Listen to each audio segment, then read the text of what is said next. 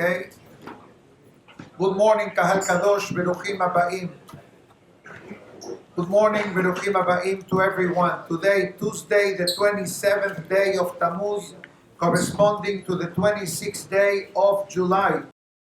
Today's class, graciously sponsored by Yaakov Cohen and family, Le'ilui Nishmat, his wife's grandmother, Rivka, Bat Naomi, Alea Shalom. Additionally, today's class, dedicated Le'ilui Nishmat, Mrs. Lily Safra, Leah, Bat Dova Cohen, Vehanna, Alea Shalom, and dedicated for the Refuah Shelema of Leah Bat Sara and Miriam Bat Basha among all of the Holim of Am Israel. So we'd like to discuss two particular interesting topics that the Hawk brings today. One of them is something very close and very familiar with us, is the concept of taking the Sefer Torah Monday and Thursday. So the foundation of this halacha is actually a takana by Moshe Rabbeinu, that later on it was reinforced by Ezra Sofer, the way the Gemara brings it down in Masechet Rosh Mechila, Masechet Baba Kama. Now, the Rambam in the introduction to the laws of Tefillah explains why did Moshe Rabbeinu made such a concept that every 3 days the Sefer Torah must come out. So there is a pasuk in Berasha Beshalach, in Sefer Shemot, that says, Vayelechu sheloshet yamim velo mas'u mayim. They traveled 3 days without finding water. Although this pasuk talks about the journey of the Jewish people in the desert, that they were traveling through a dry land, from here the halacha learns that this refers to a Jew. Vayelechu sheloshet yamim. A Jew goes by his days, 3 days, velo mas'u mayim, and they were not able to find Torah. So it says, what happens when they were traveling 3 days without finding Torah? Vayavo'u marata. They arrived to bitterness. Marata, the name Mara, the location called Mara, in English is translated into bitterness. That means that a Jew without 3 days of Torah gets into spiritual trouble. Why? The Torah is water to the fish or oxygen to the human. And therefore, the Pasuk writes, Vayelechu sheloshet yamim. They travel in the desert 3 days without Torah learning. And Moshe Rabbeinu wanted to make an assessment. How could it be? Everybody was good, everybody was happy, everybody was healthy. What did you do different? So the answer is, they did not learn Torah. They did not learn Torah. It says the introduction to the Rambam, Nehelshu. Nehelshu means they became weak. Why? Because Torah, it requires constant reinforcement. For example, you are having breakfast now. Why are you having breakfast now? Didn't you have breakfast yesterday? And the day before? So why are you eating? So because we understand there's certain aspects of life that require constant reinforcement. If you don't go eat to a restaurant today, it's not a big deal. It's not the end of the world. If you don't go to the mall today, although today is a good day to go to the mall, it's pouring rain. Okay, it's a good day for business. That's why it's called Pa'amayim Kitov. Okay, it's not the end of the world. But eating, drinking, sleeping are mandatory requirements for a physical well-being. Moshe Rabbeinu says, if 3 days go by and you don't learn Torah, you need vitamins, you need reinforcement. On that moment, it says the introduction to the halacha, Amad Moshe Rabbeinu. At that moment, Moshe Rabbeinu made a takana, Sheyukorim Batorah, read the Sefer, Shabbat, Monday, Thursday. This way, you don't go more than 3 days without learning Torah. And also, Moshe Rabbeinu made additional takanot, which is to read the Sefer during the Yamim Tovim, to read the Sefer during holidays and specific key dates in the Jewish calendar. Comes the Rambam Halacha number 1, chapter 12. Moshe Rabbeinu made a decree for the Jewish people till today, Sheyukorim Batorah Barabim, that we read the Sefer publicly on Shabbat, Mondays, and Thursday. In Shabbat in the morning, in order not to go more than 3 days without Torah learning. But comes Ezra HaSofer and makes one more additional takana. What is the takana that Ezra adds? Shabbat afternoon. Shabbat afternoon, reading of the Sefer. And the basic concept is, the Gemara explains this, that we read minimum 10 pesukim when it comes to the short reading. Why 10 pesukim? Not only because you need 10 people for a minyan, but for the 10 commandments. Aseret hadiperot. Like the giving of the Torah, the amount of pesukim were given were 10. So when it comes to take out the Sefer, minimal reading of the Sefer Torah is 10 pesukim. Sometimes we will read more than 10. Could be 11, could be 12, could be 24. It all depends on the tradition. If you look at the Syrian prayer book, there are a few perashiot that we go above and beyond the 10 pesukim number. One is, I believe, Perasha Ki Tetzeh, that talks about Be'arachta Yamim, that the person will be blessed with longevity. Another one, I believe, is Perashat Bo, that finishes Ulchol Bnei Israel, Ayaor B'Moshevotam. The Jewish people had light in their dwelling places. And the reason why the Nitzavim and Istarot, but that's the universal tradition. I'm talking about specifically in the Syrian tradition. Open the Siddur, there are 2 or 3 perashiot that the reading is much longer than the rest of the world. And the idea is because in our tradition, we are very makpid, we are very meticulous when it comes to the cuts of the aliyot in the Sefer. The way that in our tradition, the breaking of the aliyot takes place is a bit different than the conventional style that the rest of the Jewish world has. Many times our cuts are based on the importance of the verse, or that the aliyah should finish in a positive and uplifting pasuk. It's actually a Gemara that says, Le'olam ikanes adam bechitov, ve'yeseh bechitov. Always the person should begin an aliyah with a pleasant pasuk and finish the aliyah also with a pleasant pasuk. Also, there is an important fact that we need to know in the following reason. That in the olden days, the way we live today is much different than the way people lived 2,000 years ago. For example, one of the main reasons also that the takana was made to read the Sefer on Monday and Thursday is because in the olden days, weddings were only done twice a week, Sunday night and Wednesday night. Those were the 2 nights of the week that weddings were done. Why? So if has v'shalom, there will be a problem in the night of the wedding.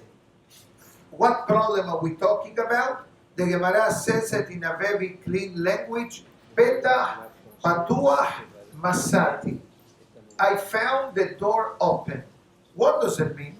The Gemara talks about a case that a man married a girl. Obviously. Today you have to clarify. Okay? God forbid. A man married a girl. And he married her, believing that she was pure. Betula. That she never went around with anyone. And then suddenly, they go to fulfill the mitzvah. and he sees regretfully that she wasn't Devora. She wasn't pure. So the next morning, he goes to the Bedin to get divorced. Because the Bedin opened back then Monday and Thursday. And why the Bedin opened Monday and Thursday? Because Monday and Thursdays were the marketplace days in the villages where the Jewish people lived. And therefore, the Bedin opened on Monday and Thursday. The marketplace was on Monday and Thursday. The weddings were done Wednesday night and Sunday night, so the next morning you don't get cold feet. Because if you have to wait 4 days to go to the Bedin, you may say, forget about it. I'm already 4 days into the marriage. Let's continue. But that comment can bring disasters later on in their marriage in the event of lack of shalom bayit and other accusations, God forbid. So therefore, the Hachamim wanted to give the person a strategy to do what's necessary for themselves. Otherwise, can be called mekah ta'ud. Mekah ta'ud means I made the wrong transaction. And I'm not comfortable to say the word transaction in a marriage, but guess what? A marriage has a lot of components of a transaction. Why? Because the ketubah for a betula, someone that was never married, is different than the ketubah for someone that is no longer a betula. So there are some technical differences in the writing of the ketubah, on the value of the ketubah. So there were things. So therefore, when people plan their week, they already said, Monday, I have to go to the synagogue to listen to the Sefer. Monday, I have to settle a financial dispute in the Bedin. Monday or Thursday, I go to the marketplace. And specifically on Thursday, so people will have the food for Shabbat. Otherwise, people will organize minyanim in their homes, and the Sefer Torah will be at the synagogues the way they are till today. Baruch Hashem, today depends where, but most of the people go to synagogues, but obviously there are scenarios that sometimes, and we have seen this through COVID, obviously, that many pop-up minyanim were created, outdoor minyan, apartment minyan, 10 people's minyan, but in some places, people continue having these minyanim. And the halakha writes, the next halakha, which is a very known halakha, we read the Sefer Torah every Shabbat, every Rosh Chodesh, every holiday, every fast day, every Hanukkah, and every Purim. But Maftir is only read Shabbat and Yom Tov. Why? Because the Haftarah, what was the source of the Haftarah? Why do we read the Haftarah to begin with? So I want to give you a short historical background. The reading of the Haftarah was a decree established by the Hachamim when the Jewish people were forbidden of reading the Sefer Torah. And this is not new. Throughout history, we have seen that one of the first decrees that the anti-Semites create against the Jewish people, no Torah, because they know Torah is oxygen. And as long as we are breathing, it's like somebody that is in the middle of the ocean. As long as we are able to keep the head above water, we are able to breathe. Same thing with Torah. If we have oxygen of Torah coming into our life, we are able to overcome the dangers and the obstacles and challenges that life brings. So they knew this, and therefore they made decrees. No Torah is allowed to be read. So then what happens? If I don't follow the weekly perashah, how many of us can remember, this week's perashah Matot Mas'eh, next week's perashah Devarim, next week Bayit Hanan, next week Ekev. But not everybody is able to remember. So what did the Hachamim do? Selected a specific pesukim of the Nevi'im that have a connection to the weekly parasha or to the time of the year that we're finding ourselves in. For example, these 3 weeks, the Haftarah is not the Haftarah of the week. It's called Tlata de Puranuta. The 3 Haftarot that spoke about the destruction of the Bet HaMikdash and the exile of the Jewish people. But after Tisha B'Av, we switch the music. We go Shiv'a de Nehamata. 7 Haftarot of consolation. And that's why it's called Maftir. Maftir in English means departure. When you talk about someone that died, Haz v'Shalom, in Lashon Nekiah you say Petira, departed from the world. Instead of saying died, we say Niftar, because a person never dies. You have to know the truth.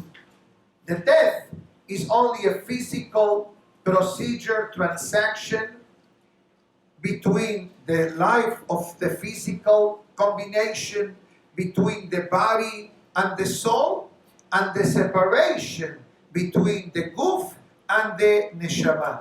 And that's why it's called niftar, departed. Whom departed? The body to the ground and the neshama to where the neshama came from, mitahat kisei hakavod, from under the holy throne of Hashem. And that's why the maftir, it's called maftir, because I'm departing from this week's parasha.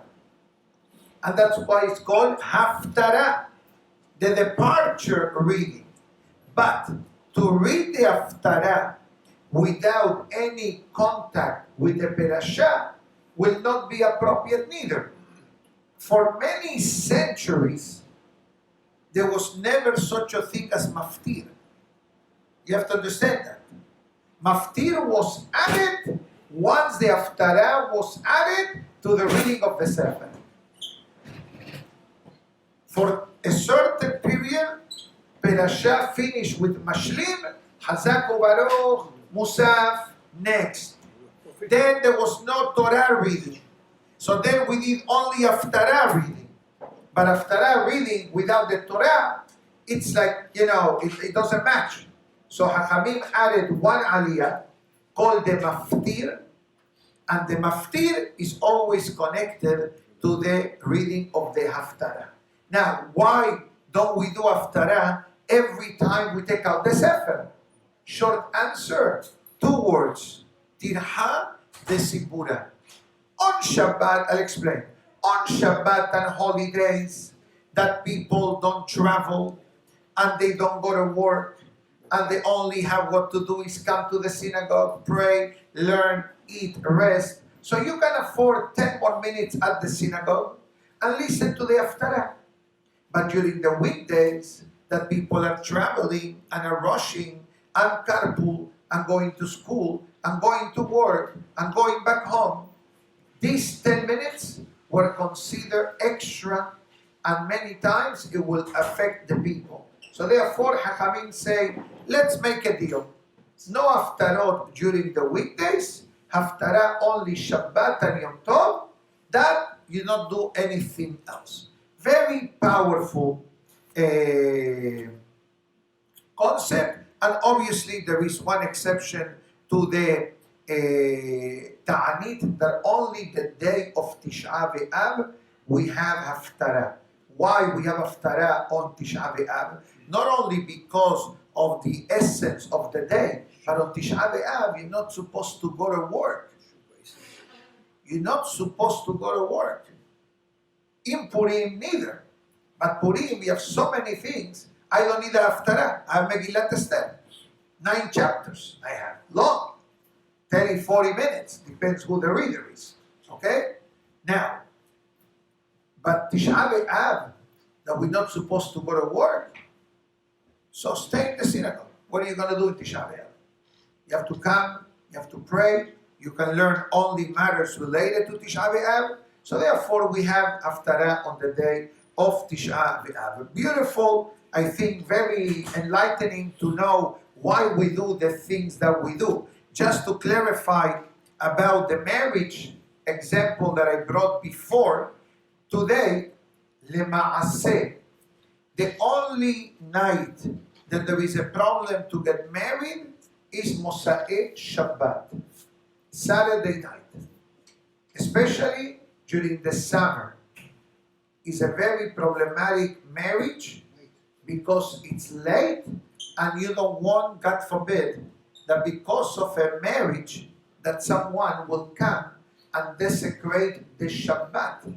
I remember this as a child. That in Argentina already many years back, in many congregations, they will not do weddings Saturday night. Why? Because regretfully, we're going back 30, 40 years, many people didn't know better, and they used to go to the hairdresser, right, on Saturday afternoon to do the hair, so they are ready for Mosa'e Shabbat. They will do it Ichvot Hatam Bekala.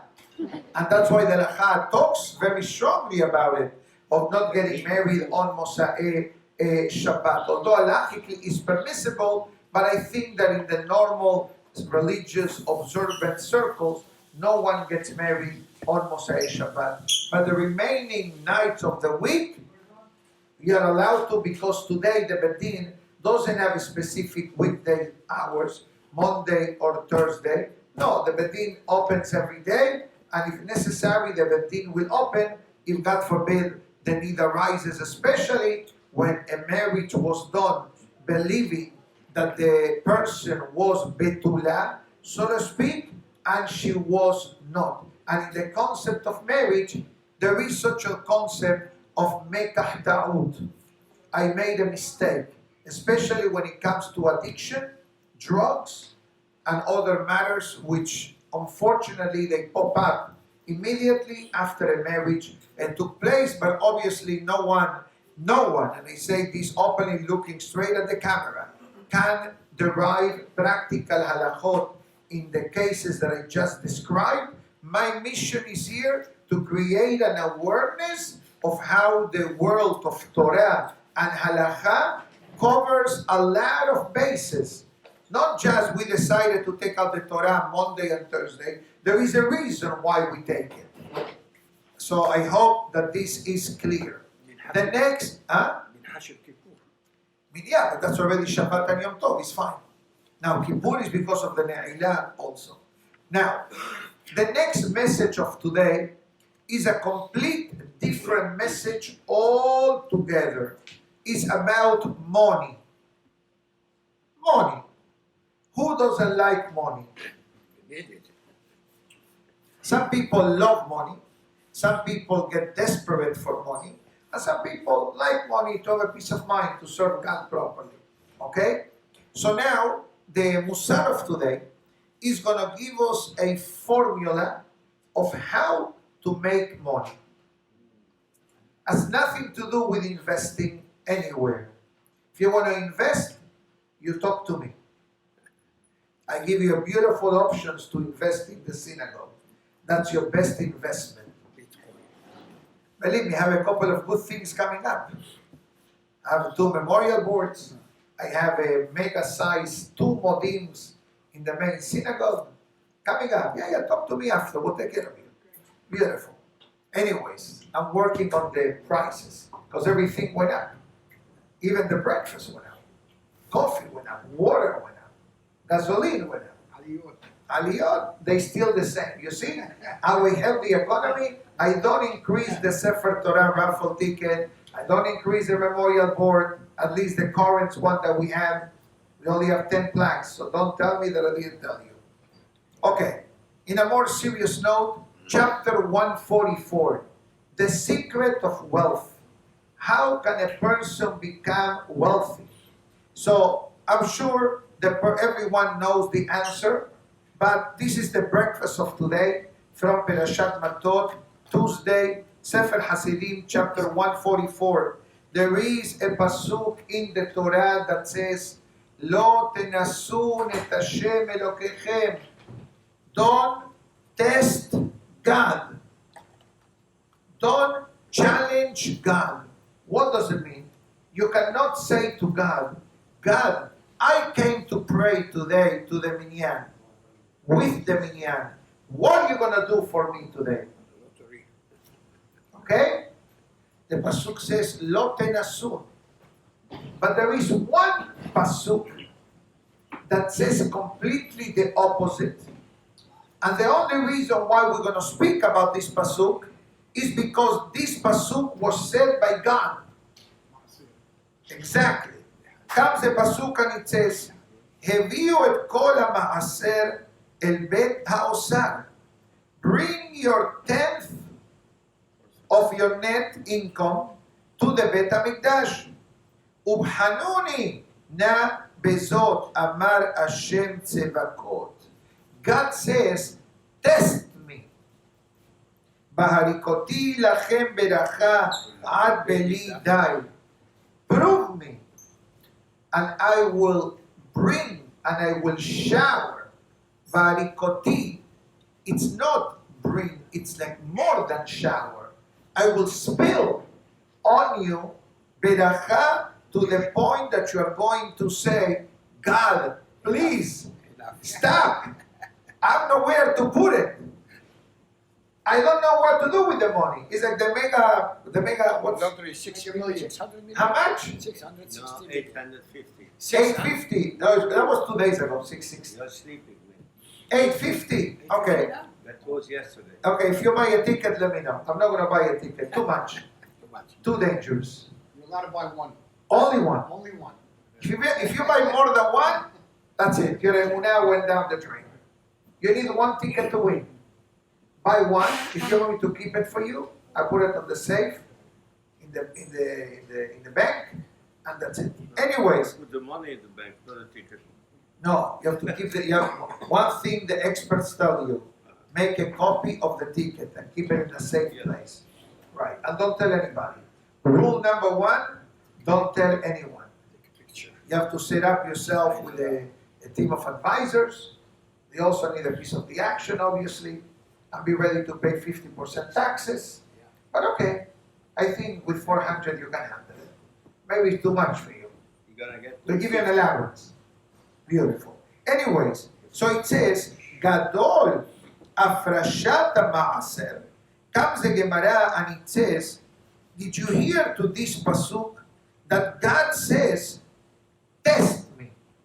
Ubhanuni comes from Lashon Behina.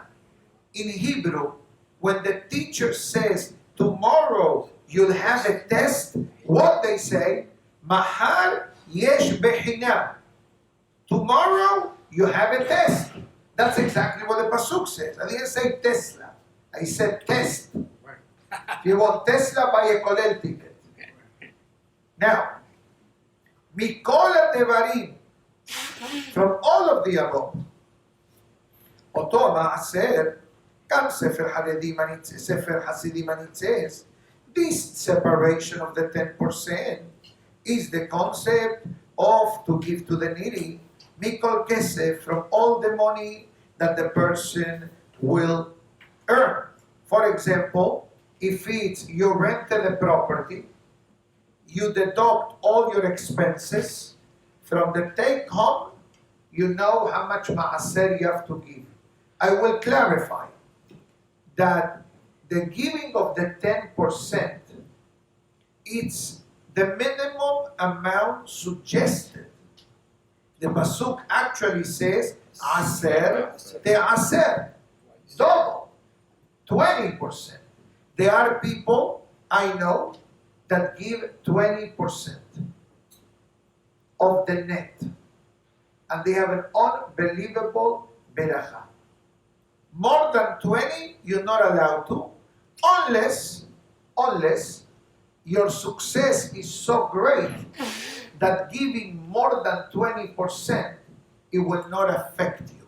It will not take away from you, from your family, from your bread, from your food on the table, etc. Or, for example, a person who made a business, a person lent money to a Gentile. You lend money to a Gentile, and needs to be to a Gentile only because you charge him interest. So now you made, let's say, 5% return on your money. From the 5%, you give the maaser. That's the way the Lacha describes. Or, what happens? You're walking on the street and you found a wallet or an envelope with cash. No identification whatsoever. You find $200 in an envelope. No names, no phone number, nothing. Once you found it on the street it's called Makom Reshut Rabim. It's called a public domain, which definitely is hefker, is abandoned. Okay? And you're able to keep that money. But you must separate maaser from that money that you earned. You did not earn, that you found.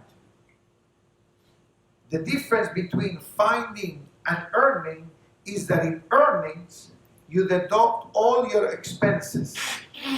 And finding money is like free cash. You gotta give maaser from that. Or you get a tax return. Right? You get a tax return, you're supposed to separate maaser from tax return. You get an inheritance. It depends how the inheritance is structured, when and how you have to separate maaser. But for sure you have to separate maaser. The question is if the inheritance came with strings attached. For example, I'll bring you one basic example. Let's say you get married and now your father or a friend gave you $2,000 gift to buy sofas for your apartment.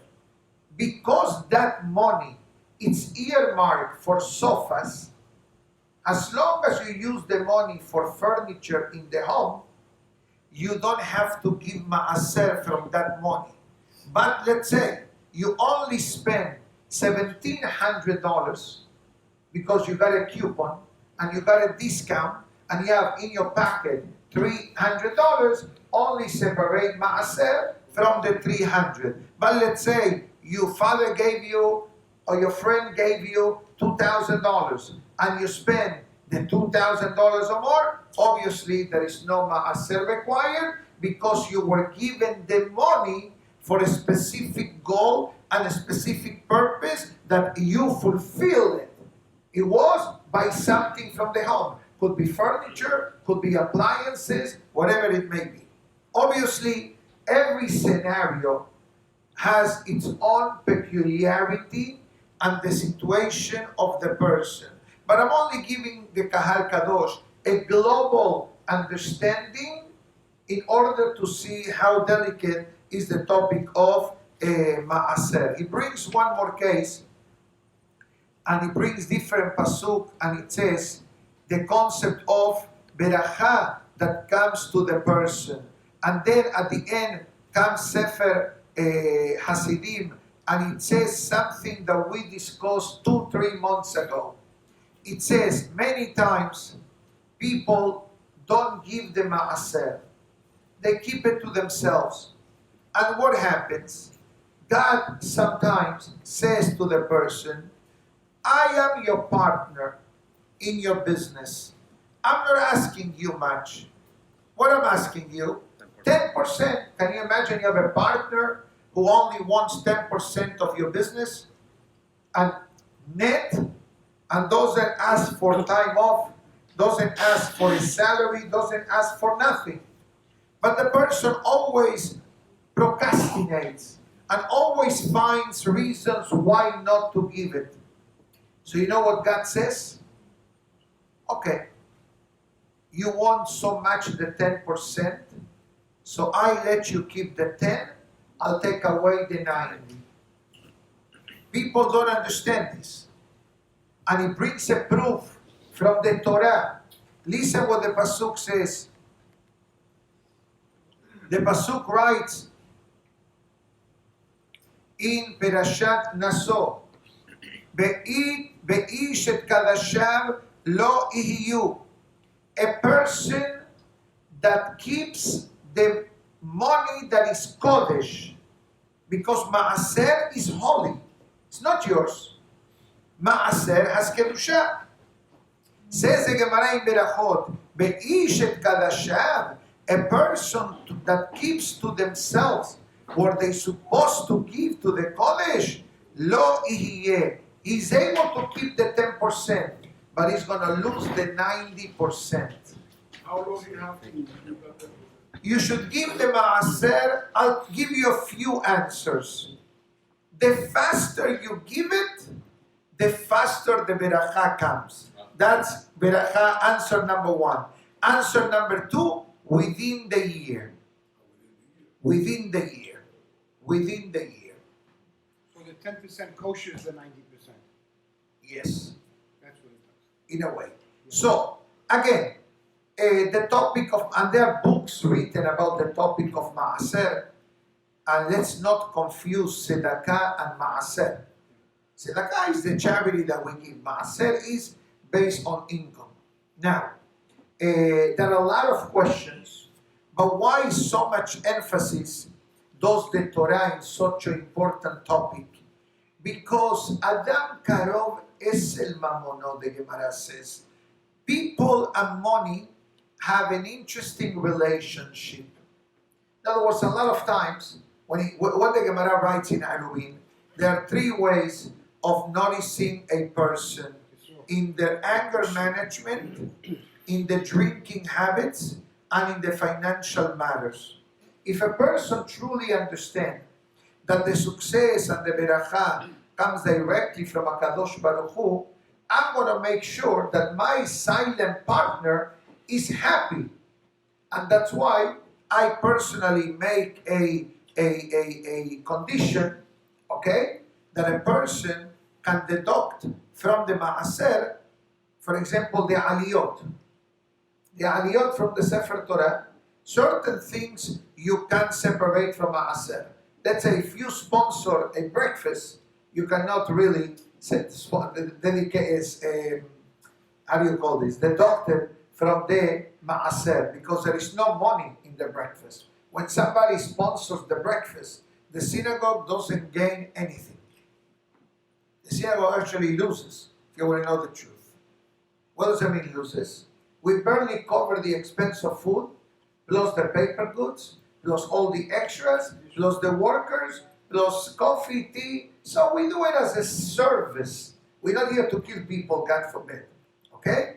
We are here to make it easier for people to be able to participate, and obviously offsetting some of the expenses of the synagogue. The synagogue, like your home, like your business, like your account, it goes through the same ups and downs. I'm not crying, God forbid, because I don't like to cry. But what I'm trying to say is that certain things are permissible to be deducted from maaser, certain things not allowed. For example, I'll bring you one example of something that you're not allowed to separate from maaser. You're not allowed to buy a pair of tefillin for yourself and say, this is for me to keep in my locker. The moment that your tefillin is in your koracha or your locker, that tefillin, it's yours. And because there are certain mandatory mitzvot that a person must fulfill, you cannot deduct the expense of the tefillin from maaser. But, if you want to donate a pair of tefillin to the knis and put the name of the synagogue, that means that it's for public usage, then you're allowed to deduct it from maaser. Or there is a needy person, God forbid, a needy child that doesn't have a pair of tefillin, and you want to sponsor it for him, you can do it from maaser. Why? Because he's ani. Or there is, let's say, Haz v'shalom, a bride, achnasat kala, okay? And you want to help a bride, you're going to give $250 for her wedding. In that case, you're able to separate it from maaser. But mitzvot which are for yourself, you cannot deduct from ma'aser. Alright? And this is only the tip of the iceberg of these halachot. If someone has a particular question, talk to me privately. I will hear, I will ask you, I will do some research, and Be'ezat Hashem, I'll get back to you, depending on the complexity of the question. My dear friends, I wish everybody to have a beautiful day. Shavua Tov u'mevorach. Baruch Adonai le'olam. Amen ve'amen. Rabbi Hananiah ben Akashia Omer, רצה הקדוש ברוך הוא לזכות את ישראל